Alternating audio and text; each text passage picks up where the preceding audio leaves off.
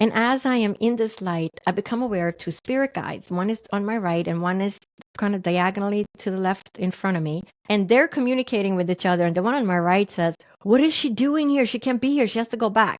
Which is why I call it the bouncing station. They were like, "Go, no, no, no, you can't be on this floor." And the guide on the front of me says, "Well, I asked the guide and I said, well, wait a second, I can't go back. How can I be outside my body and still be me? Like, how does this work?" Right? I've spent 2 years now trying to figure this out. And the spirit guide on my left says, "Well, if I told you, you wouldn't remember." So there is some kind, I'm going to say, some kind of control mechanism. And I've heard this from other people too, that they get to control what we get to remember in some way. And, why is it that some people have their heart stops for 5 minutes and they have no memories? I'm going to say it's not part of their life journey.